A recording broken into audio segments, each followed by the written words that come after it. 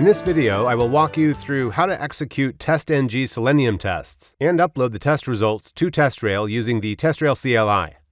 I'm going to use a sample project which you can find on the TestRail GitHub repository. I already cloned the repository, and here you can see the project. Let's have a look at the readme.md file. You can see that there are some prerequisites. The first one is to have Java on your system, so let me quickly go to my terminal and check if I have Java here. I'm running the command java-version, and it informs me that I have Java version 17. Another prerequisite is Maven. I am going to my command prompt again and run the command maven-version, and I have Apache Maven 3.8. The third prerequisite is Python, so I'm running python-v. To use the TestRail CLI, I recommend Python version 3.10 or higher. The fourth and last prerequisite is the Chrome browser, which I already have on my local machine. The next step is to clean the solution and run the tests. But before running the tests, let's have a look at what kind of tests I have on the project. I am going to the SRC folder, where I have the homepage test class.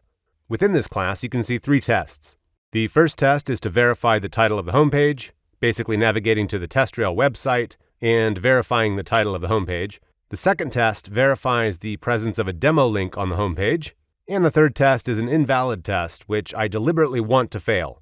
That's why a wrong assertion is applied here. Apart from this, I have the after method, which is also known as the teardown method. This method is used to quit or close all the instances of a driver.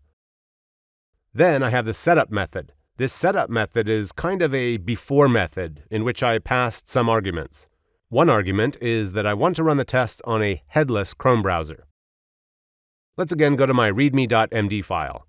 The next step is to clean the solution and run the tests. For this, I'm going to use the command mvn clean compile test. You can see that this is cleaning my solution, and now it's also running my tests.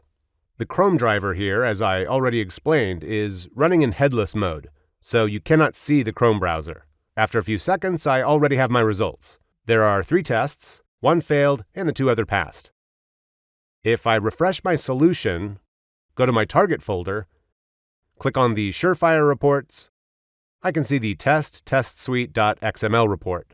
This report is very important for us. Uploading test results to TestRail using the CLI requires a compatible JUnit XML report from your test automation framework. This is exactly that report. In this report, you can see that 2 of our test cases passed, but 1 test failed. And here you can find the exception information within the body of this XML file.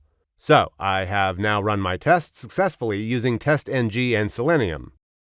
The next step is to upload these test results to TestRail using the TestRail CLI. I'm going to my readme.md file again to copy the command pip install trcli and run it. You can see that it has successfully installed the CLI on my system. The next step is to upload the test results. For that, I am using this command with some options. I'm using the -y option to tell the CLI to create all new entities in TestRail for me. Another option is the -c, which defines the path for the TestRail config file. Let's have a look at the config.yml file. I added here all the information related to TestRail: the host for my instance, the project where I want my results uploaded, the username, the password, and the title of my automated test run. The last option is -f, which defines the path of the JUnit XML report we already have here. So let's try to run this command here. You can see that it's processing 3 test cases in one section. Here you can see the instance which I'm using, the project, and the run title defined in the config file. The processing is done. Now it's creating the test run and adding the results. At the end, you can see that the CLI submitted 3 test results in 24 seconds. And there's a link for the new test run here.